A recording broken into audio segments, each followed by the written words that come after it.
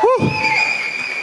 Elias, as you had mentioned at the start, back here, you've been looking for an opportunity like this, co-main event, top-ranked guy. What does this mean to you, this fight?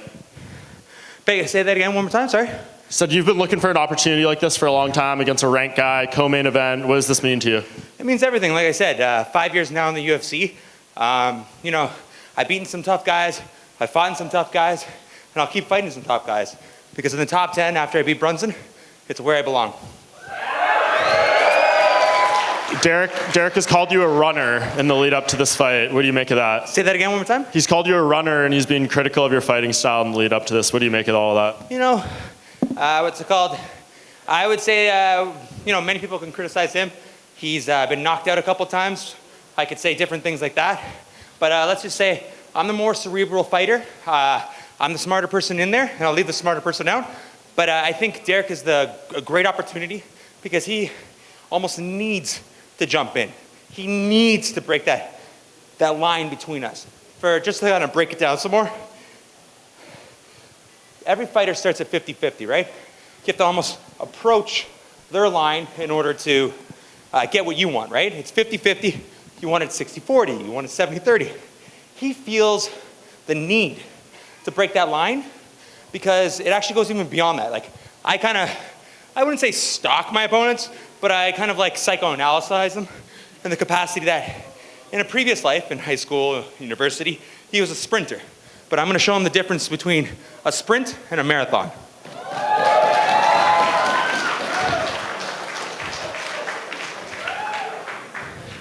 Elias, it's been a while since there's been a Canadian that competed for a title in the UFC. How close do you think you are to getting a title shot in the middleweight division? Well, I think, honestly, you never want to look past anyone. I got a tough opponent that's going to try and knock my block off. I'm going to show him the difference between chess and checkers. And basically, I think it's a great opportunity. He's a staple in the top 10, but, all good things come to an end. And I'm going to give him his third loss in a row. Where are things at with your therapeutic use exemption? I know that you've been working on that for a while.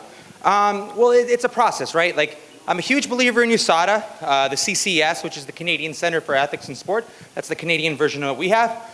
There's also the United States Antidoping Agency that, because the UFC is a United States, American company, they partnered with them, but it's all under the umbrella of WADA, which is the World Anti-Doping Agency. So, I've been working for the past nearly 20 months for this process, and unfortunately it's an outdated mindset I'm fighting. It's a stigma, more specifically in the States, because it's still classified as a Schedule I drug, which means which means that they look at it the same as heroin, right? Part of that is, again, outdated mindset, racist mindset. It was laws that were built on the 1930s that basically, for those that don't know, it was essentially a way for a person named Randall William Hearst. He was owner of the cotton mills, and he was owner of the newspaper. And he spread racist propaganda that basically said people of a different color were getting superhuman strength from cannabis because it was attached to, again, he owned all the hemp. He owned all the cotton, and he was afraid of hemp. So again, it's a racist, outdated mindset that I'm determined to fight, not only for myself, but all other athletes moving forward.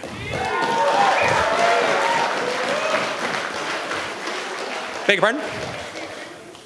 Again, because the UFC, they hired a third-party tester. Again, I believe in USADA. I believe in anti-doping agency. I believe in clean sport. I'm one of the proudest moments in my 5 years in the UFC was when the UFC partnered with USADA, because it was a big step forward. They have the highest protocol, the highest testing in any sport. That's a great thing, and we should all applaud. We should all respect that. That's a big decision, right? And I'm very thankful for them. They support my own journey, and it's an individual thing, because that's what medicine is. It's an individual thing. I personally have bilateral neuropathic pain. It's essentially nerve damage of my upper extremities. And unfortunately, the way it works is other first-line medicines, like opioids or Vicodin, is what I'm being told to take. And again, it's kind of backwards in the sense that they'll tell me they've already, in the process, they essentially agreed that I have the condition that I have, bilateral neuropathic pain. But what they want me to do is exhaust all of their medicine.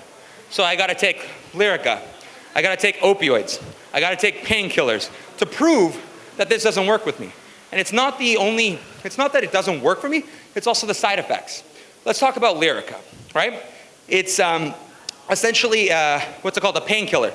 And taking that painkiller a couple of weeks in, I noticed a side effect that I became bloated, right? And bloated isn't, obviously it's an uncomfortable thing, constipation, the pain that comes like through that. And now I gotta go into training. And I gotta get punched and kicked in the stomach while I'm constipated, while I have an upset stomach. And not only that, I have to, during that process, because of the bloating, I gain weight. As you may know, I am cutting weight. It's kind of a double paradox in that capacity, right? I'm putting on weight, I have this competitive disadvantage that, again, not saying Derek Brunson is, any opponent could have something like Vicodin in the system the day of, and I would be the cheater. Again, it's a backwards mentality, a backwards mindset that I'm determined to fight. Cool. Thank you so much.